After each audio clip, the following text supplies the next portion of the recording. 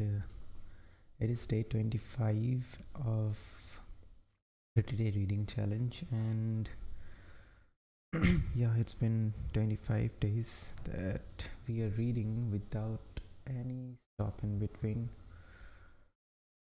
which is a good thing, but also it gives me a feeling that we are almost at the end. But what's next? So I'm going to ask this question to my Instagram, and we will see that what people actually respond with, because 30-day reading challenge was like a challenge. It's not really a goal or anything like that. So it's not like a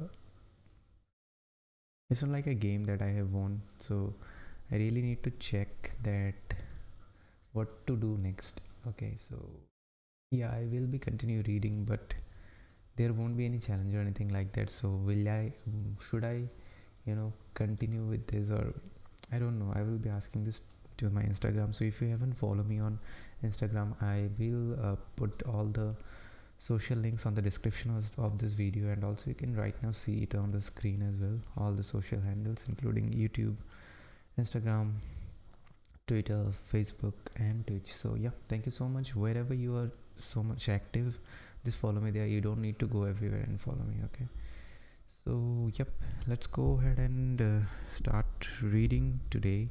So we are going to read today actually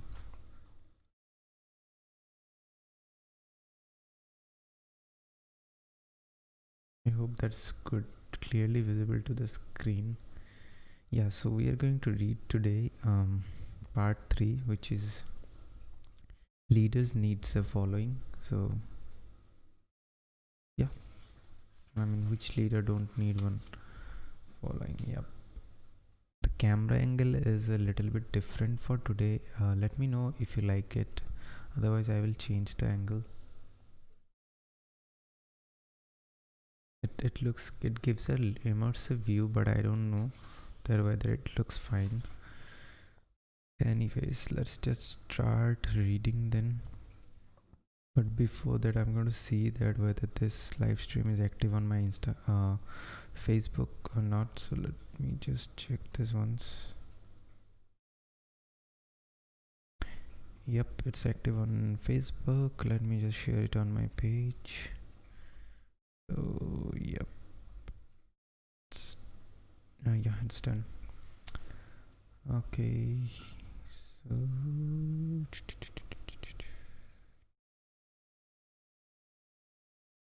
okay, let me play some music then. Let me know if the music sound is more than my voice, because I'm going to play some music. So if there is any problem, just let me know.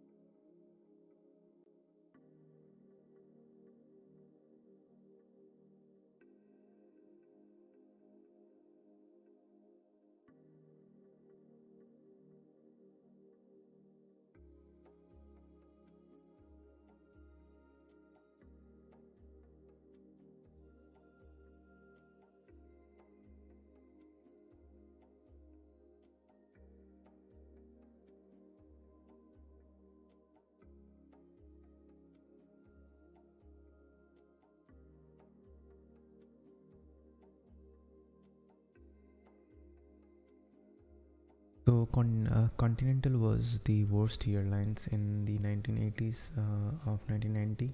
So because they did not treat their employees right, and their employees, like ashamed of their company, they didn't like to go there to work. And he said that if the employees are not happy in the company, so the company won't be thriving, right? So it's really important that people who work with the company and people who work on the company, they should be happy. Other than if they are not happy, or if they don't like to work there, that's a no sign for the customers as well, right? So here I am going to read some, as it is from the book. So let me just read it. When Bethune came, so it was also going. Bethune was a newly appointed CEO, so who actually changed the course of this Continental Airlines. So let me just read what he brings up. That is trust. So here I want to read something about the trust. So trust does not emerge simply because a seller makes a rational case why the customer should buy a product or service, or because an executive promises change. Trust is not a checklist. Fulfilling all your responsibilities does not create trust. Trust is a feeling, not a rational experience. We trust some people and companies even when things go wrong, and we don't trust others even though everything might have gone exactly as it should have. A completed checklist does not guarantee that. Trust begins to emerge when we have a sense that another person or organization is driven by things other than their own self gain, right? Uh, this really happens, especially as a consumer we can understand a lot, because when we are purchasing some products or we are taking a service from any company, we sometimes any company which is doing everything right, we sometimes feel shy away from taking giving any opportunity to that company. And even and there are some company that we have some inherent trust on us, because we feel that okay, that companies can never do anything wrong. Okay, even if something goes wrong, we think that okay, it's a simple mistake and they will just fix it, because because in the mind we know that it's our limbic brain actually tells us ki, okay, see, that company is whatever is doing it, they are not actually doing it for their self gain. They're customer centric company. They will do each and everything to satisfy their customer. If there is something goes wrong, they will obviously fix it and come back with a resolution, right? So that trust actually some company is able to create, but for that we need so many things, right? So yeah, and that is the trust, and trust is really tough to create actually, but it's the pillar for any kind of product or a company or an organization, or even for a people, or for any relationship. Trust is very important, right? Okay.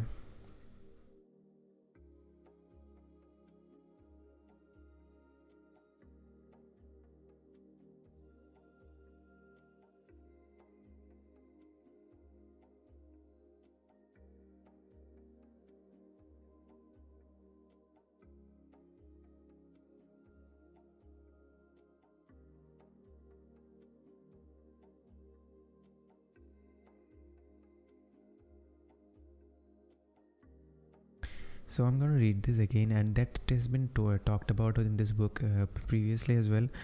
And that is the beauty of the self-help books, because it keeps bringing you the same topic again and again with the backstory of something. So it really ingrains into your brain. Some people really don't like this thing, but it is really important, because as a human being, if we learn or hear about a one thing, it does not stick to our brain. We will like, okay, that's fine, that's motivational, but what should I do with it? If you hear this again, you will think, okay, I heard this again, but yeah, it's a good concept. And if you keep hearing this thing again and again, it will make a change in your brain itself, because if you are constantly exposing yourself to that information, right? So let me just read this again. You have to earn trust by communicating and demonstrating that you share the same values and beliefs, right? You have to talk about your why and prove it with what you do, right? So we have to talk about why we are here. So even if you are an organization or an individual, you need to say why you are doing this, because it's really important. People won't be able to connect to you, because people don't know your value, what you believe in, right? So it's really important that you talk to your people about your why you are here, right? And prove it with what you do. And again, why is just a belief. Hows are the actions we take to realize that belief, right? So hows are all the action that we actually perform to show them that okay, that is what I believe and that is what I'm doing, right? And this is how I'm doing this, right? So, and what's are the results of those action, and whatever we do, some results are going eventually is going to come. So that is the what, right?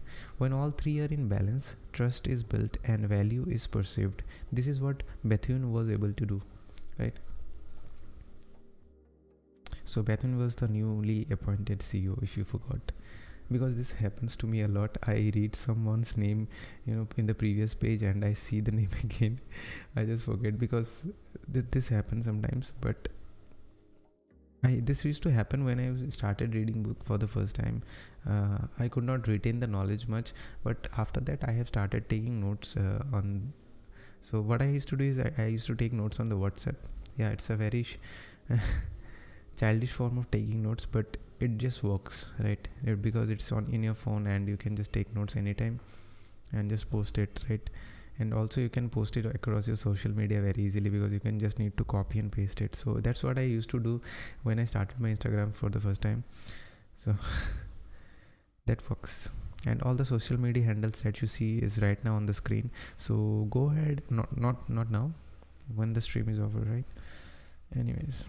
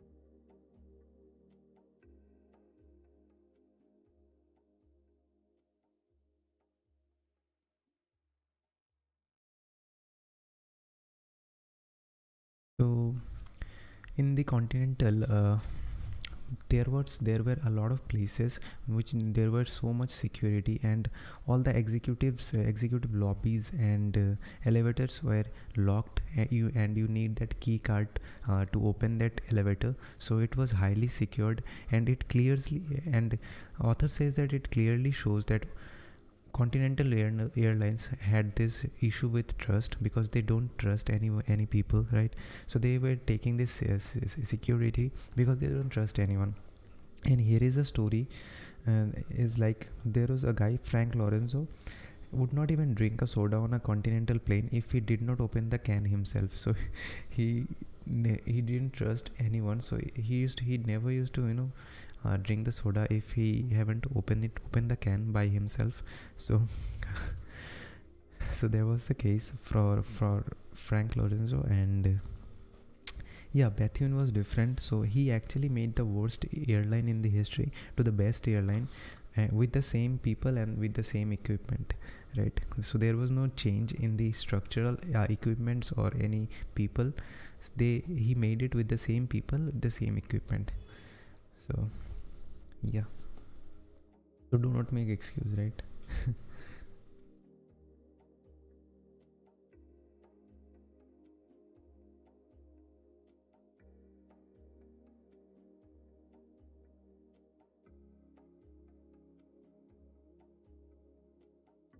Let me just give a sec here.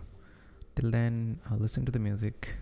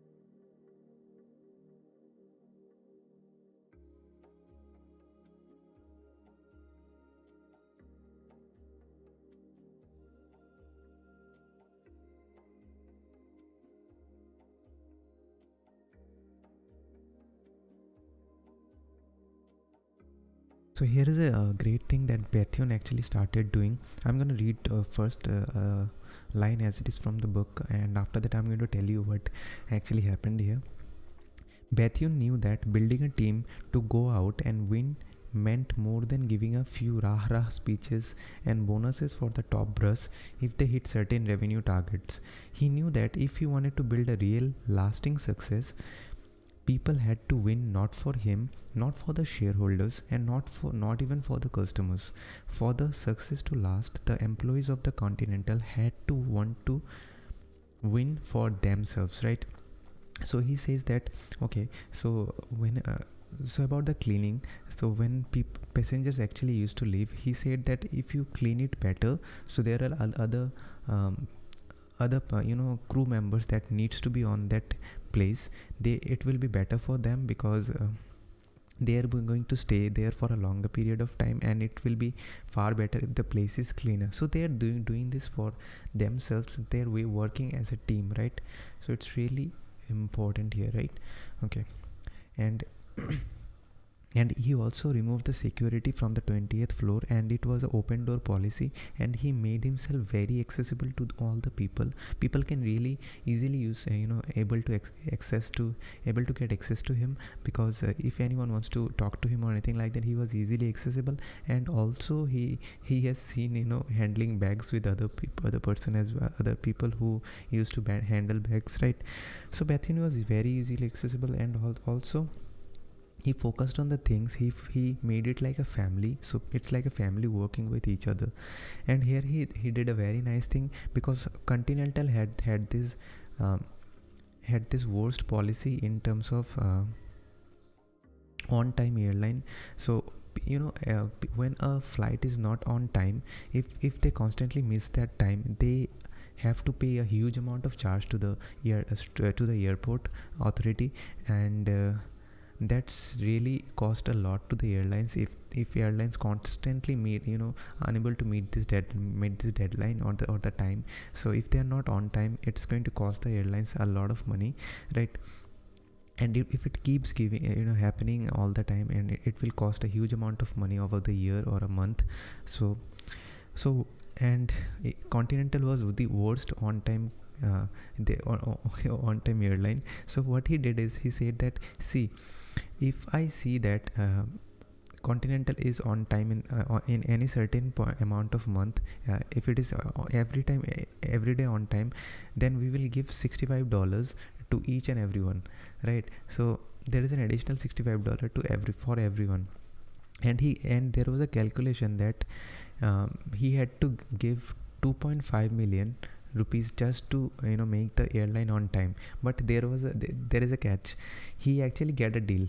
The deal was like, if the plane is not on time, actually Continental was losing $5 million, but if it is on time, he was only giving $2.5 million to all the people that actually are the family of the Continental. So people are getting incentives as well, who actually work with the Continental, and also the plane is on time. So it's like killing two birds with one arrow, right?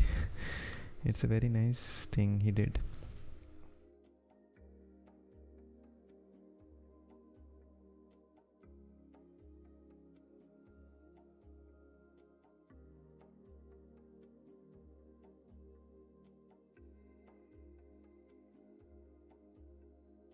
So the $65 was for everyone. It's not like that if you're in a top level, if you're in a manager, or if you're a top level employee, it does not really matter. All the people actually used to get $65 when the plane is on time, right? And it's fabulous, right? So yeah.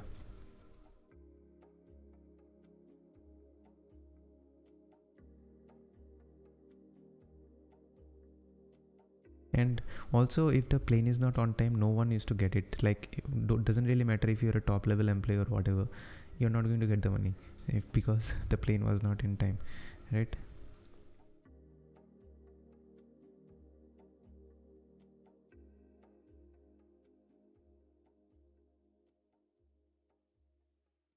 And here is a nice thing.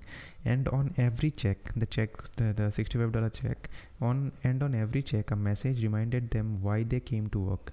So there is the quote: "Thank you for helping make Continental one of the best." Right?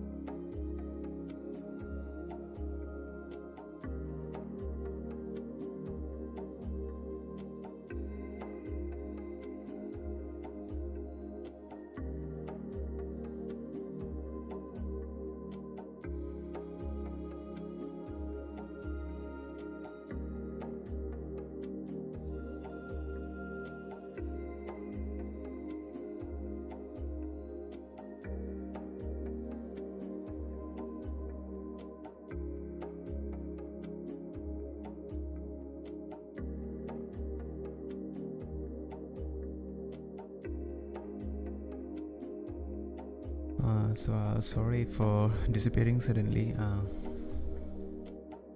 So yeah, thank you so much for tuning in, and let's just read.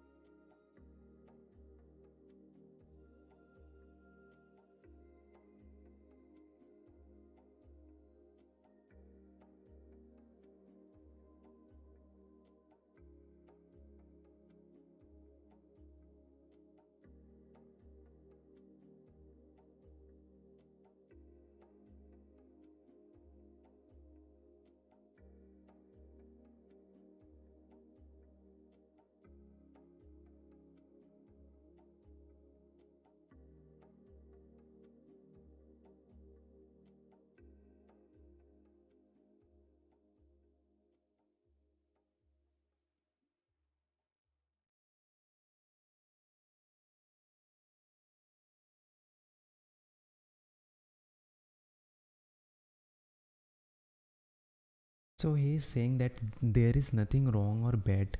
So even if you don't like, I'm just giving an example here. So even if you don't like to be in here and in India, and you feel that okay, I'm not a right fit, so it's not really nothing bad, good or bad. Just understand that where you like to be. So he said, he gave an example like there are some people there are some people in the US who actually wants to go to the New York with the bigger dreams. Even if in India a lot of people who wants to be an actor or actress, they actually try to go to the Mumbai, and they try with big hopes, right?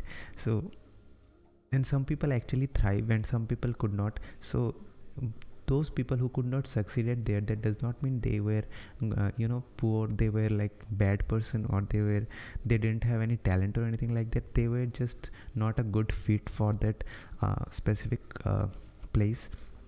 So that really happens. And I'm going to read a very nice thing that I have underlined when I read it. So it is it is beneficial to live and work in a place where you will naturally thrive, because your values and beliefs align with the values and beliefs of that culture. So if you live in somewhere where your values and beliefs align, like if you live in a country, or if you live in a state where your values and beliefs are aligned with the people, whoever the people who live there, it's going to be very easy for you to thrive on that culture, because otherwise you will think that people are letting you down. So so I'm just giving an example here. Being a software engineer, it's very Bangalore or Hyderabad, places like this are very good if you want to thrive, right? I don't live on that state, but still these are very good state if you just believe that okay, I want to do more in that specific genre or area, right? So that those places are really good for them. And if you really believe and you're if you really believe and your values will be aligned with this, obviously. So that's really you need to understand that there is nothing wrong or bad. You're just a better fit for somewhere. Yeah, you may don't like some state or country. it's totally okay. You are that does so if you don't like it, or if you go there and if you don't see much success, that's not like that you are the problem. It's not you are the problem, you are just a bad fit for that specific area, right? So we need to understand that, right? Anyways, yeah.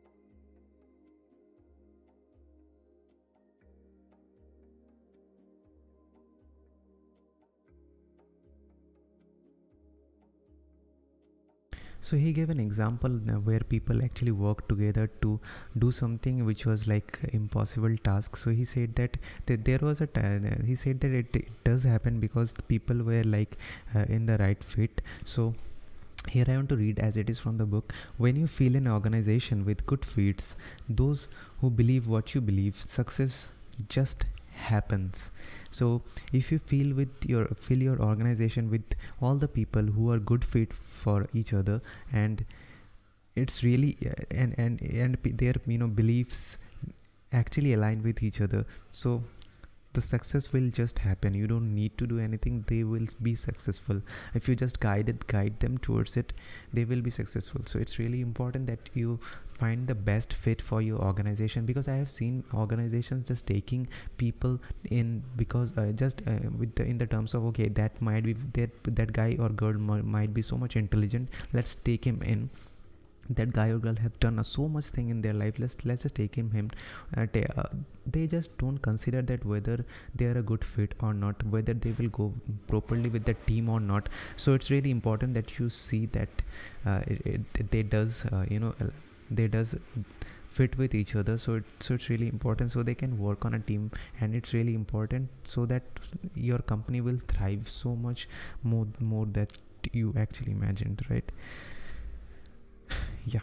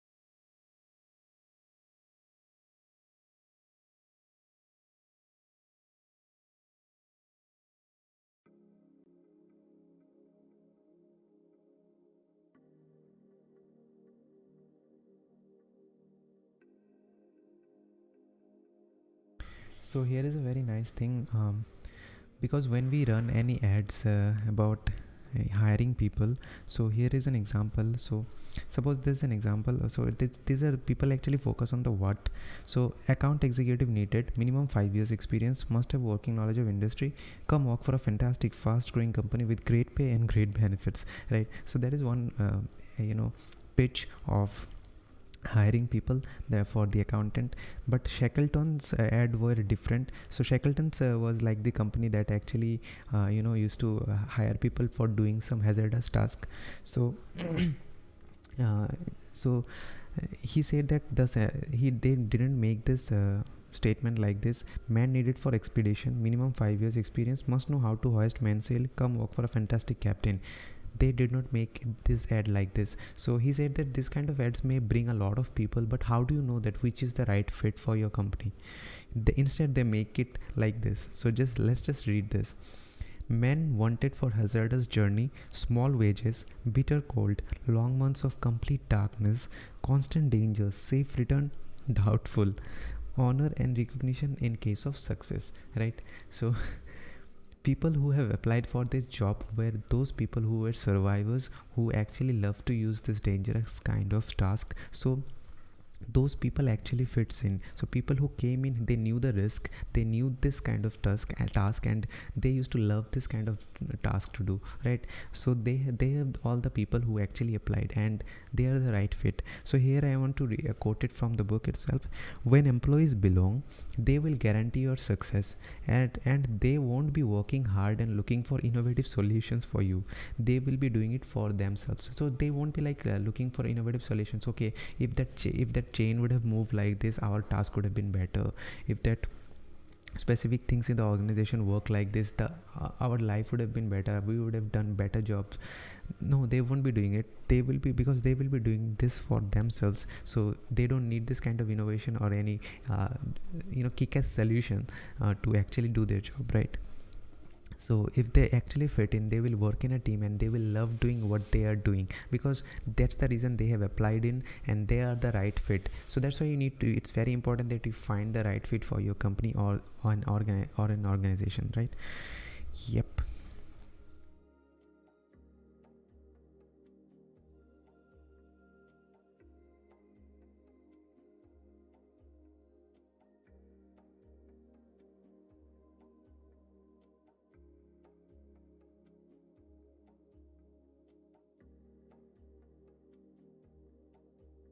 Give me a sec here.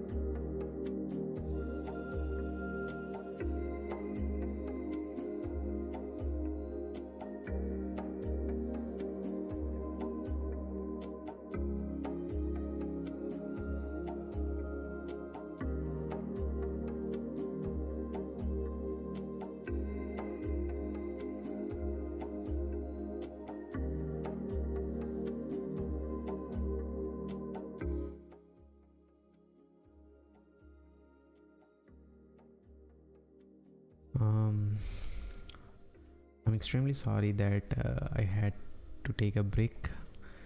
And yeah, so I'm back again, and we are going to read again.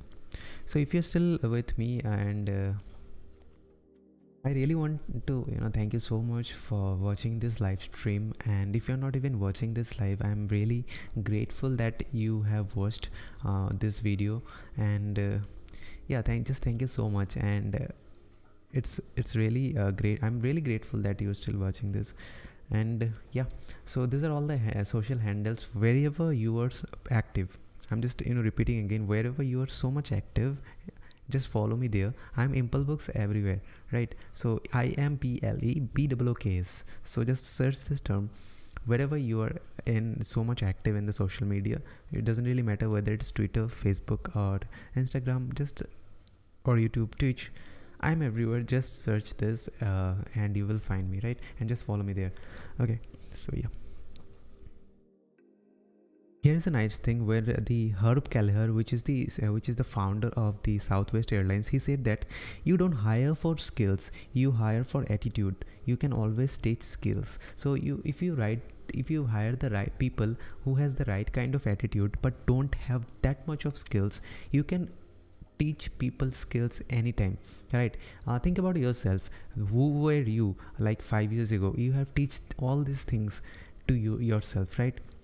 You are thriving, you're learning, you're developing your skills. So skills are something that you can develop, but your attitude, that really matters. You may have seen a lot of people with great skills, but their attitude is like you don't feel like working with them. So that's really important that you work on your attitude, and it's really important that you keep working towards your attitude to make it better, right? Yep. So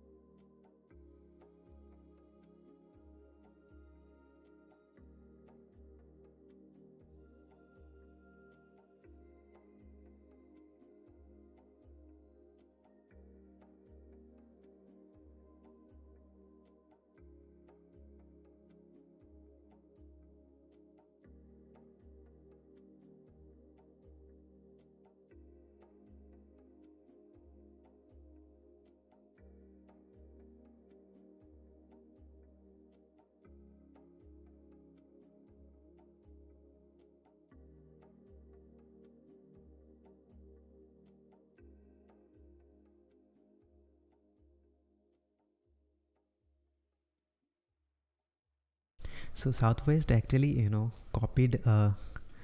copied this thing from Pacific Airlines. So in the Pacific, first time actually brings up the concept of like wearing hot pants in the airplanes. Yeah. So and yeah, it was 1970, guys. It's not like 2020.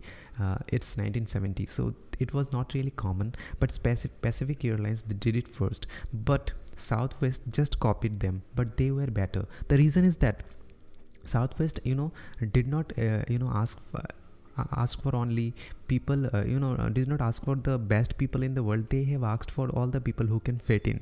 How? They only hired cheerleaders and majorates. So cheerleaders and majorates had this optimism, and they had this cheerful manner, who can let people go with them and say that okay, we can win. So that was the attitude of those cheerleaders were. So cheerleaders and majorates had this attitude, so that's why they have, and they had no problem to wear this hot pants as well, right?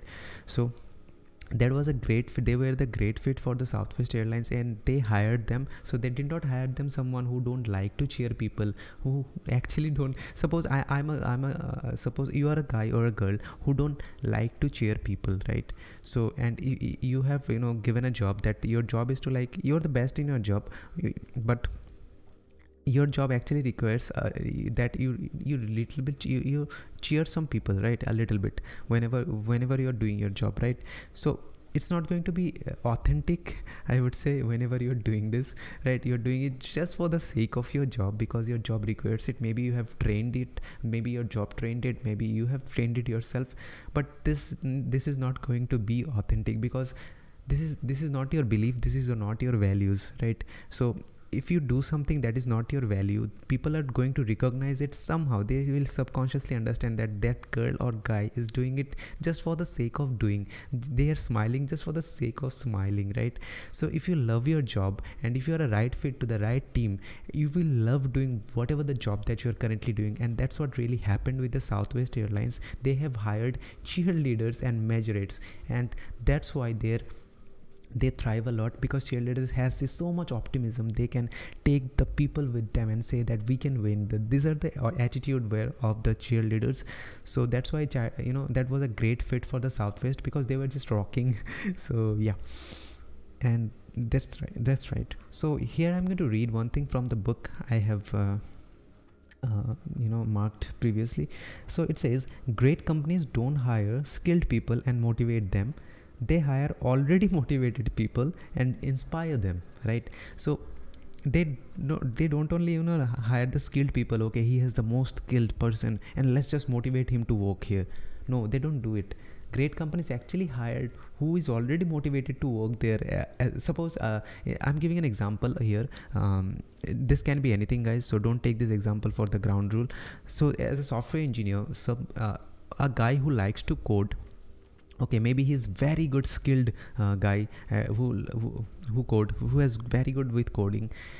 If you're thinking that okay, let's just hire this guy for our company and let's just motivate him to do this, do the task for whatever we are doing. Suppose you are making an application for Africa, to help people in the Africa, and that guy does not really care about it, okay, but he is very good skilled. He is not going to put much effort when he will come. He will just do the task what he has said to, but he will do the task in a very good way. But he's not really motivated. But it will be really good if you want to take it to the long term. It will be really good who has the motivation to actually change the Africa, to change the world, to do something for those countries, or who is not thriving, right? And also he's using his little bit of skill to make the application, right? So it's better to hire those people who is already motivated, and then you inspire them to learn more, to improve their skill and do the better task of their of whatever they're doing, right? So it's really important that you hire this kind of people. Yep. So unless you give motivated people something to believe in, something bigger than their job to work toward, they will motivate themselves to find a new job, and you will be stuck with whoever's left, right? So people who are motivated, suppose I've given you the example, the guy who wants to change the Africa as well. So you bring him in, but you can't really provide that much what he was motivated to do. So he was motivated to do a lot of things in the Africa, like he was so much super motivated, but you bring him in, then your values started to changing. Maybe you're thinking about different terms right now. Maybe you're thinking about money. Maybe you're thinking that okay, I'm not going to earn money. Your beliefs have started changing. Then that guy won't be working with you. you will be left with whoever is left with you, right? So that's the thing. You also need to, when you hire motivated people, you need to give the work that match their motivation level or more than that, right? It's really important. Otherwise they will find their motivation somewhere else and they will, why am I making this sound weird? Anyways, so I hope you're enjoying the music today, and I quite like this music. So yeah, and if you let me just start the music. Yeah, so if you really enjoy the music, just let me know in the comments. I will put some music like this as well. I got this music from the mix kit. It is free to use music and library. You can obviously use it on your videos or live stream, I don't know, anywhere. Thank you.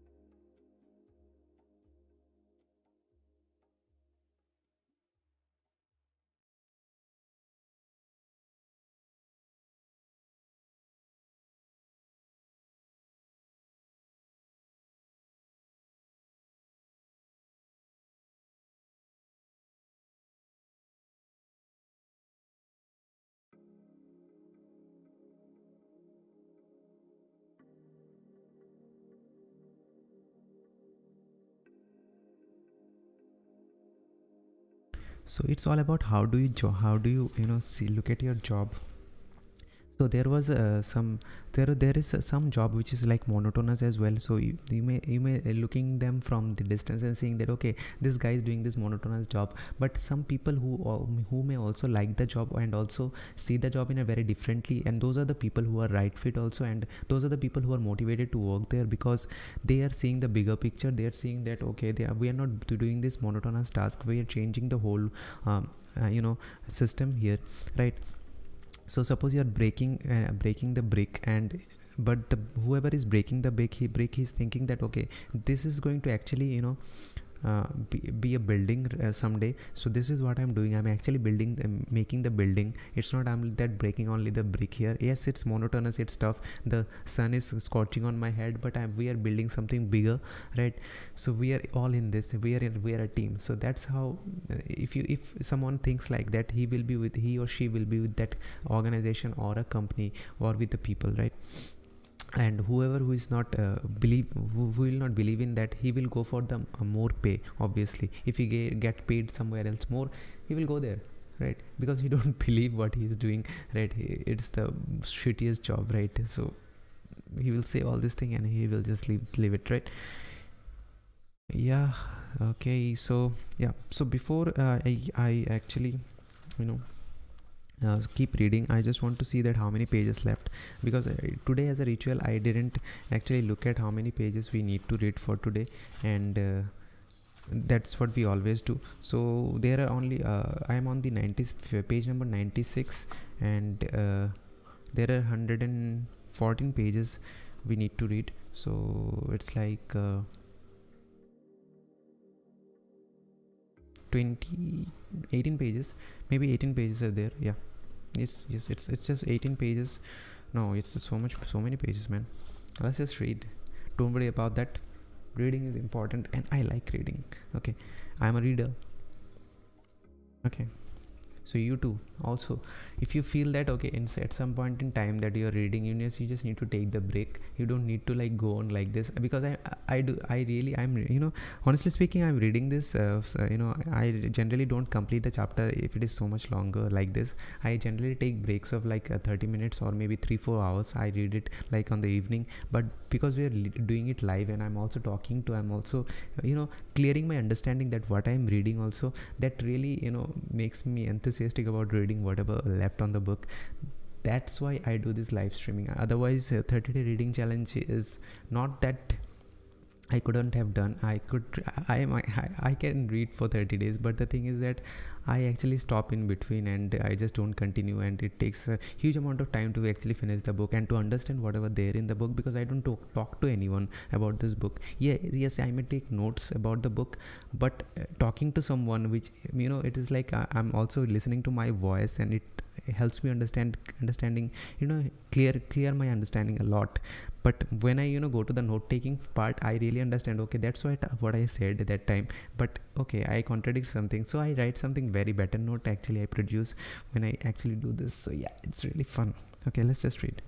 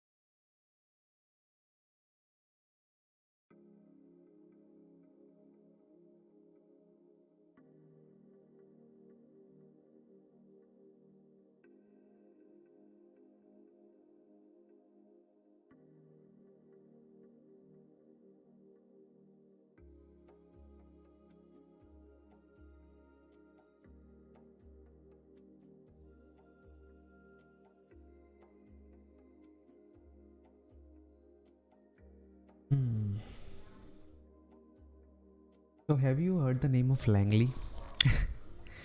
Yeah, you may have heard the name of like Wright brothers who actually invented the airplane. Yeah, that's why you can fly.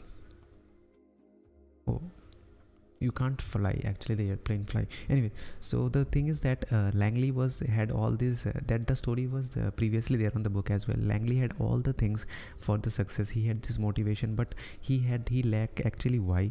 The reason he wants to have this, wants to be he actually wants to be the first who actually make airplane, and he needed just fame and fortune, nothing else, right? So that's why it was really tough for him to keep going on.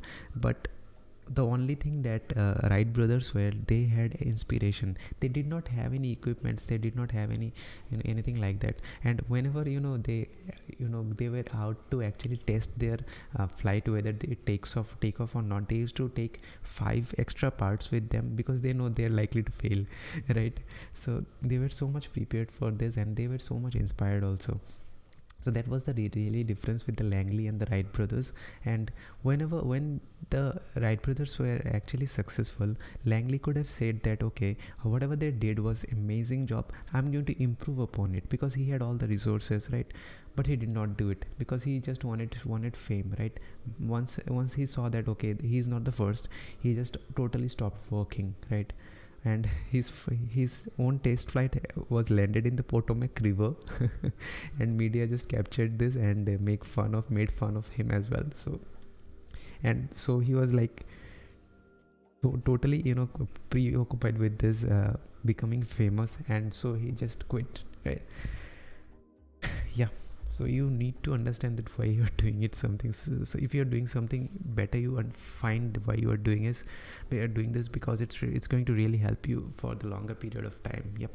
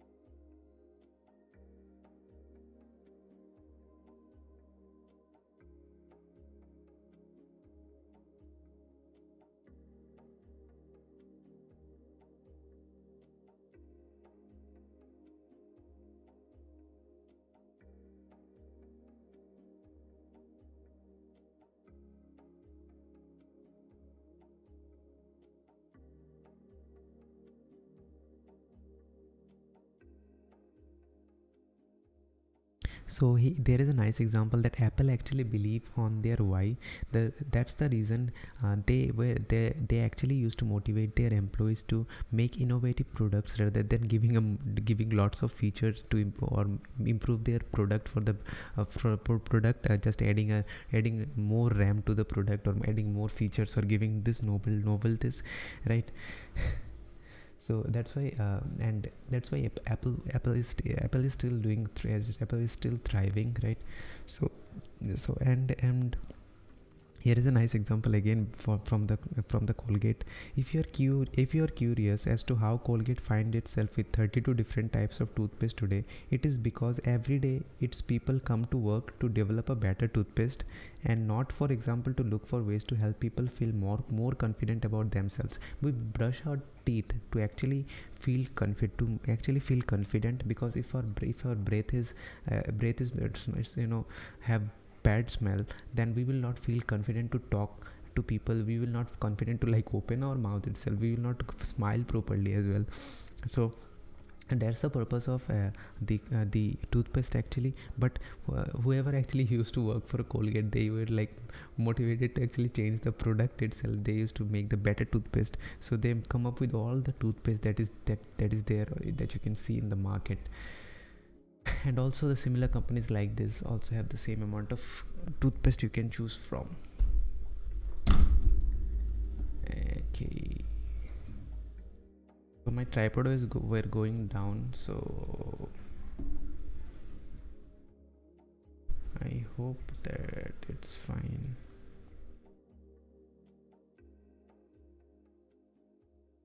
Yeah, this kind of accidents can happen. Hey, don't fall, please. That's the first time on camera this happens, right? These are the accidents in camera. The world knows. The world knows what I'm wearing. Anyways, okay. So yeah, so it's really important that to continuously improve the product. We need to have a clear sense of why we are doing it, right? Otherwise we will be having like different giving novelties to our customers only, nothing else, right?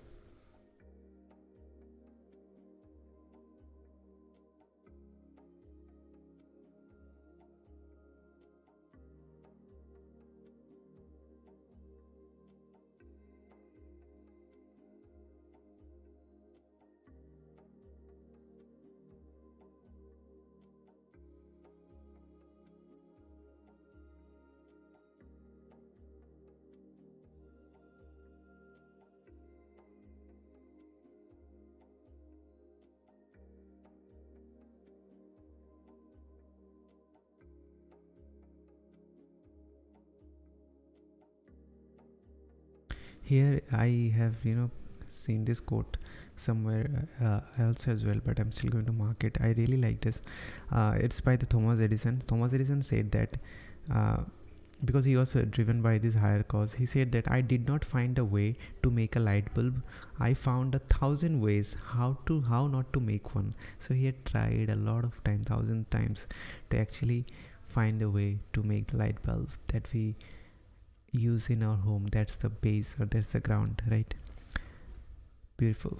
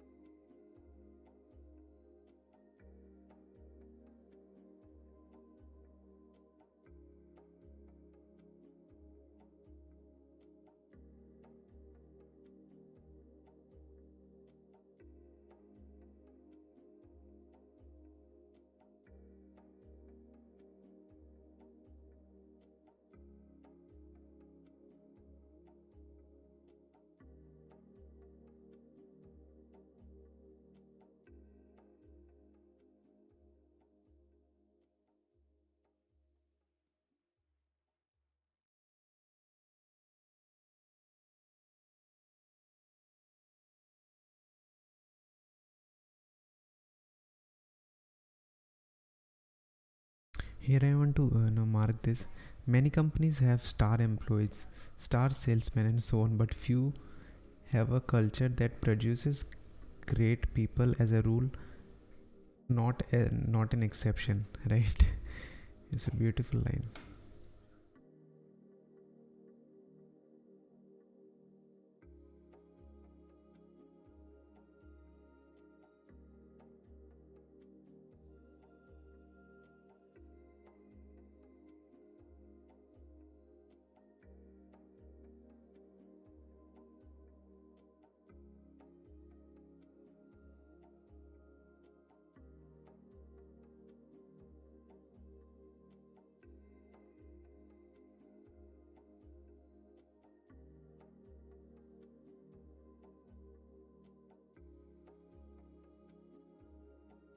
Here is an example about the trust. Suppose you have given two option, or like two babysitters. They are going to take care of your baby or a child. So who will you go with? The babysitter who lives nearby you, in your neighborhood, or the babysitter who you know who lives who live far away from you but so much experienced, right? So obviously chances are you will go with the less experienced babysitter who lives in the neighborhood, because you will feel that he or she is not an outsider, and you will feel that you know about him. Actually you don't know anything about those babysitters at all, right? But it gives us a sense that he or she is not an outsider, so it builds a trust that okay, he that is the babysitter I will go with, right? It's a very nice analogy to understand this. So we trust that sometime someone who believes in the community and more likely shares our values and beliefs is better qualified to care for the most valuable thing in our lives over someone with a long resume but from an unfamiliar place. So even if someone is so much skilled, but he or she is from an unfamiliar place that we don't understand, we don't know much, we don't trust that, or trust that people, right? So it's really important that I think so let me know if the music that is playing on the background is more than my voice or not. So it's really important for me to understand, otherwise because it's streaming, right? I can't really edit anything after later. So yeah.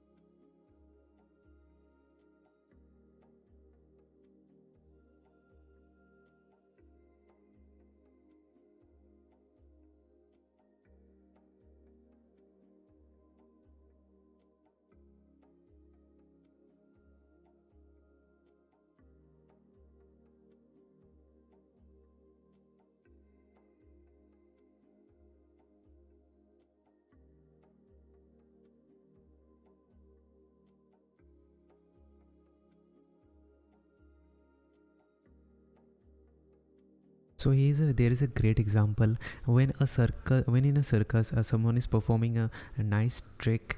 So if he know that there is a net who will hold him when he will land, then he can do some stuff which is beyond his ability sometime as well. Like he will try new stuffs as well. He will take more risks because he know the more he know that the more he know the quality, the more he trusts the quality of the net, he will do better tricks, right, in the circus. Because in the circus, if you fall in the net, the net, while doing a trick, if you fall, the net is still there, so you are actually free to. It also gives you this emotional psychological advantage as well. It's not only that it is there to save you from falling, so it also gives you a psychological benefit as well. So it's really important that the net is there. So the more he will trust the net, the more better he will perform. And if it is available for all the people who actually perform there, so everyone will do their best, right? So excuse me.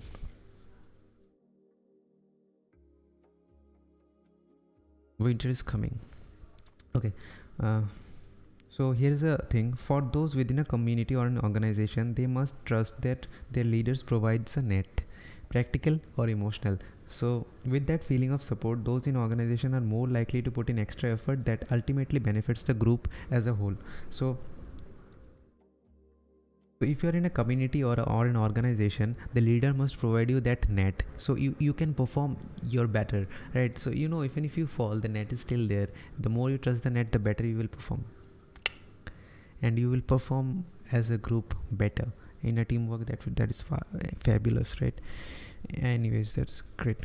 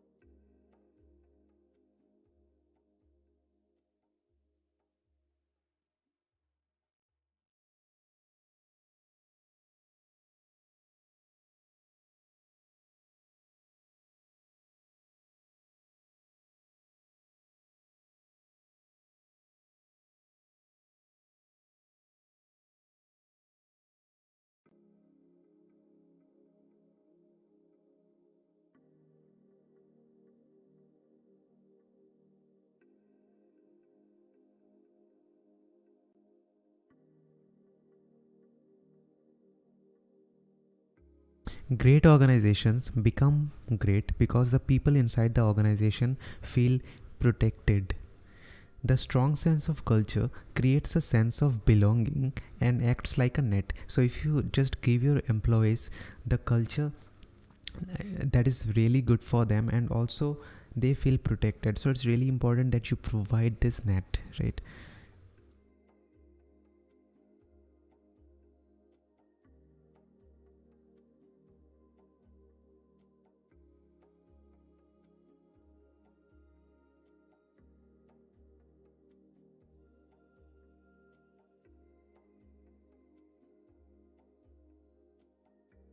So Southwest Airlines did not like that some customer comes to their employees and abuse them. So they used to they used to feel that okay, they should go to another airlines instead of them, because they put their employees first rather than customers, right?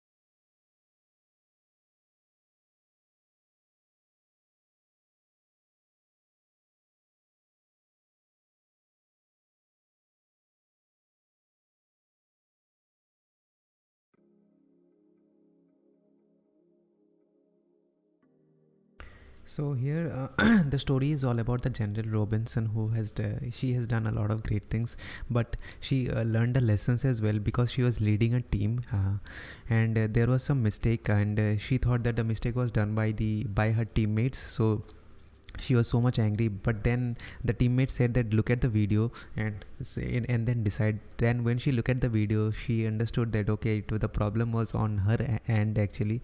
So then she understood that there are a lot of people who actually look out for her. Actually, she forgot that she was on a team, right? She was actually playing her game alone. Then she understood that okay, she needs to be in a team. So she always, after 16 years, when she become like 4-star general, after that she was teaching a lot of people, training people. She always used to say that there are a lot of people out there who is there to look out for you, right? You need to be in a team. Okay, so that's the that's actually a leader should be, who have a clear sense of why they are doing something. So it's really important for them. And the best part of the General Robinson that she said was like people whoever, so her name is like Lori Robinson. So when people used to actually fly, they used to say okay, I want Lori on the radio, right? So that was the best thing that she said happened always to her. So yeah. So the greatest compliment I ever got was when people would say, when I go to work, I want Lori on the radio. So whenever they're on the work, they want Lori on the radio, so so she can actually instruct what to do, what not to do, right? Yep.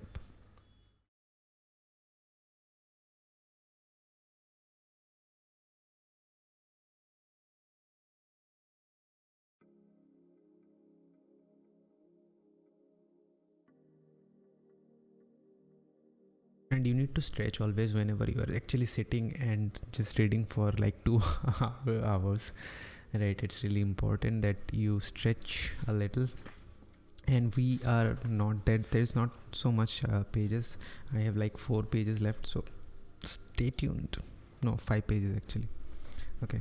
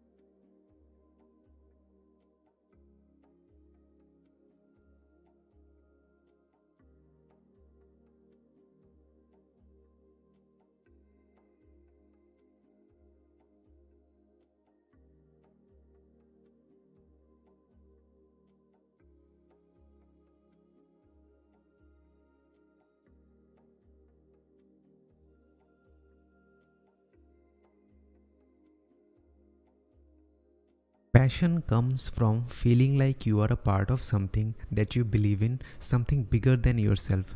So if you find something that is bigger than yourself, that is the actually passion. So that you don't care about anything, you just care about the thing that you're willing to do. So that's what actually passion is, right? So yep, that's a beautiful line that I really liked from this book. So this is chapter is like all about when there is no trust, the passion actually goes out of the window. So it's the trust is really important. So the name of the chapter is like the emergence of trust. Honestly speaking, a self-help book actually gives you the story to actually understand why that specific term is really important. Otherwise you would be like, okay, yeah, trust is important. I also know that trust is important. You also know that trust is very important for relationship and all that. But if you are backed up with the story, because see, we as a human being learned through stories actually. So if all the things that we actually known as mythology were all the stories to actually make us understand some concepts that were not actually easy to grab, so we can remember through the stories. So that was really there. So because as a human being, we as an ancestor also, our ancestors also learned through stories. So it's really important that we keep reading stories to make us understand that okay, that concepts actually does work, and that is really important. It's not like in a hypothetical term. It's not like that it is just an hypothetical term that it works. It's not like that. The actually thing actually it works in reality, it works. So we need to understand that as well. Okay.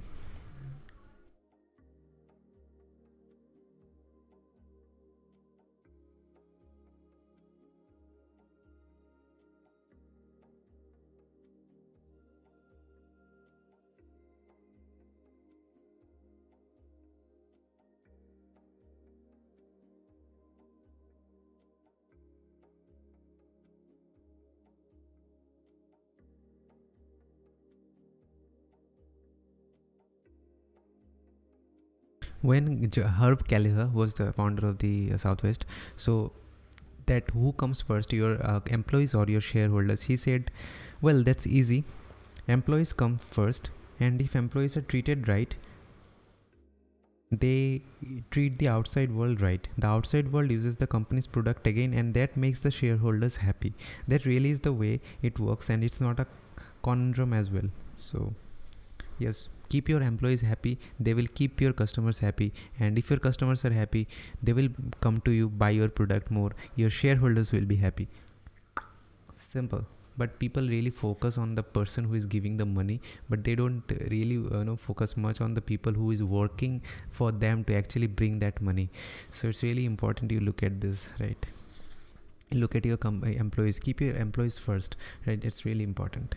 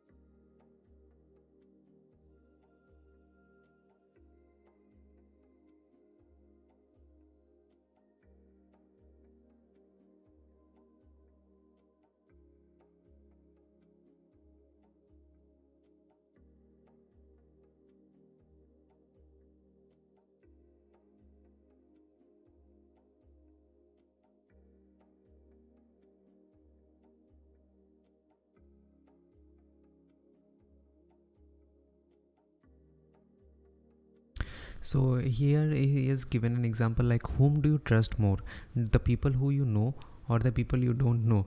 It's the answer is very simple: people you know, you trust more, right? So that's why the celebrity endorsement works. When a celebrity comes up with a product that, okay, buy this product, I use this product myself, hey, just use this, I use Colgate. Those celebrity endorsement actually so sometimes it does work. I'm not saying that it does not work, and the author is also not saying that it does not work, but it's a peer pressure, right? It creates a pressure on you that, okay, say a celebrity himself or herself is using that product, or he or she is not doing any fake promotion or anything like that. Otherwise he or she would not have put their reputation online and to promote this product, right?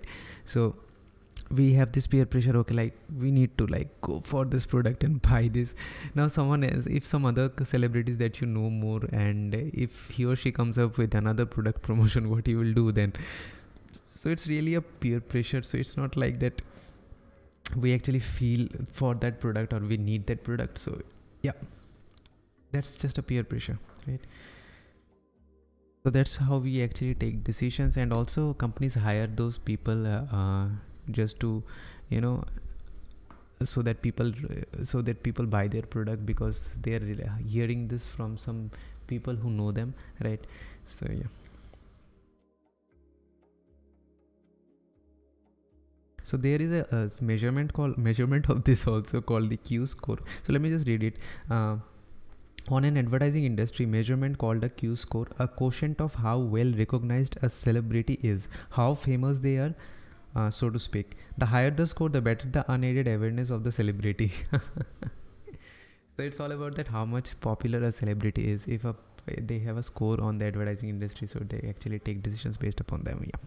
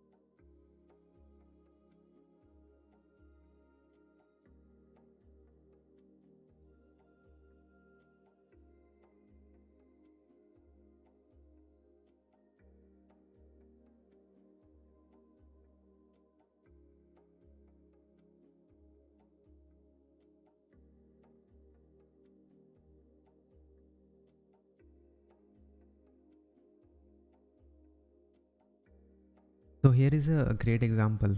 I'm going to read it because this analogy is very nice. A trusted recommendation is powerful enough to trump facts and figures and even multi-million-dollar marketing budgets. Think of the young father who wants to do everything right for his newborn child. Okay, he decides he is going to get a new car, something safe, something to protect his child. He spends a week reading all the magazines and reports. He's seen all the advertising and decides that on Saturday he is buying a Volvo. Great. The facts are in and his mind is made up. Friday night he and his wife head to a dinner party. Standing by the punch bowl is their friend, the local car enthusiast. Okay, so he was standing by the guy who is a local car enthusiast.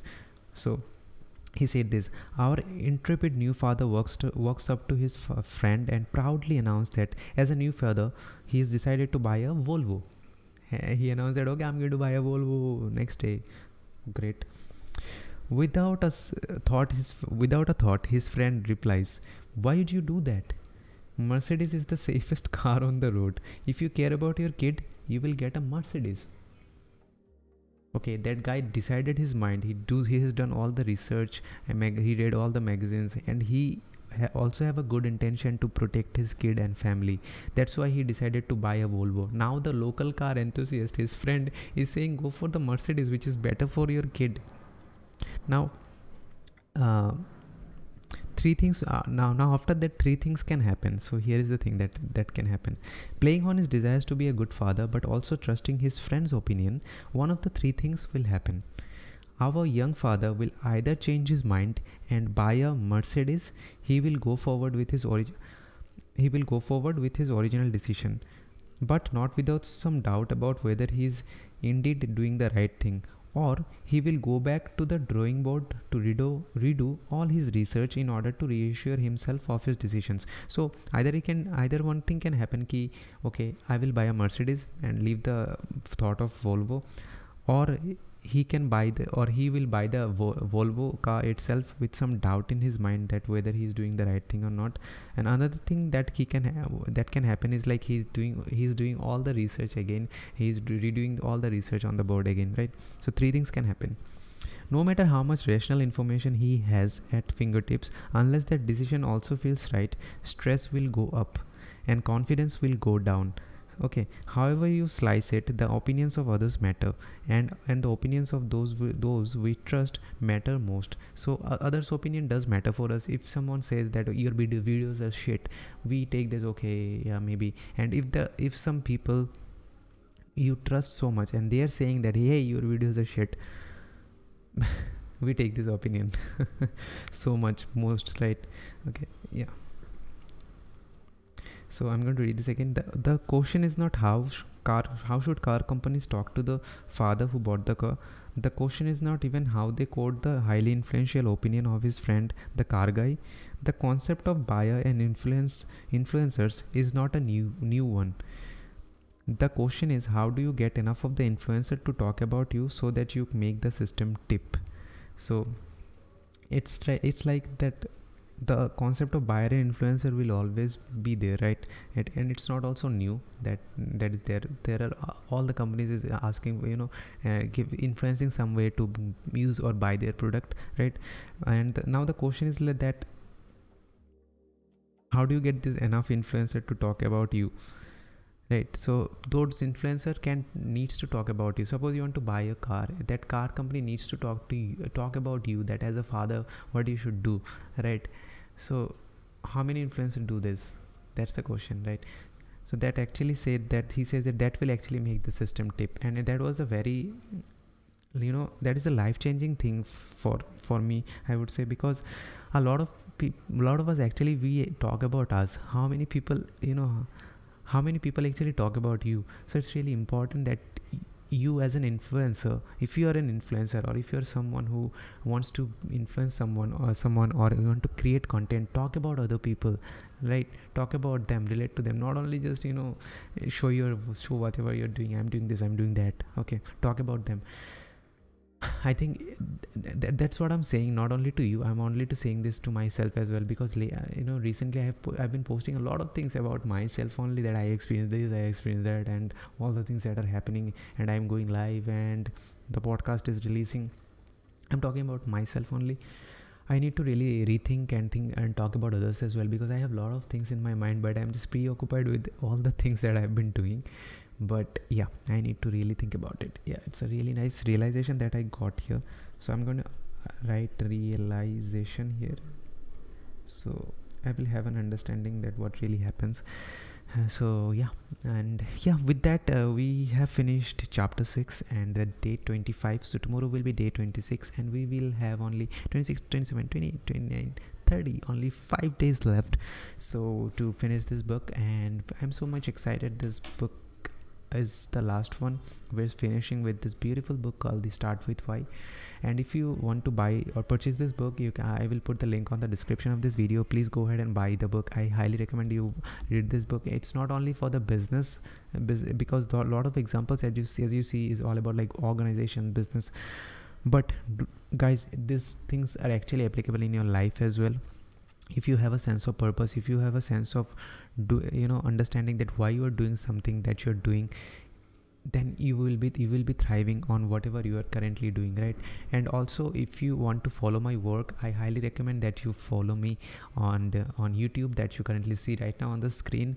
So just subscribe my channel on YouTube and as ImpleBooks. And on Instagram, I post a lot of pictures and lot of reels, that is 30 seconds, highly motivational and power packed videos I post on Instagram. And on Twitter, I post all the snippets or the quotes from beautiful books that I read every week. And also I post and dump all the things on the Facebook. If you want everything, just follow me on Facebook. And on the Twitch, I am always like live streaming. So if you want to see me live streaming anytime, just follow me on Twitch. And yeah, you don't need to go everywhere and just follow me around. Wherever you're so much active, just follow me there. That will be, I will be really happy. And if you're really watching this video on YouTube, just subscribe this right now. Thank you so much again for watching, and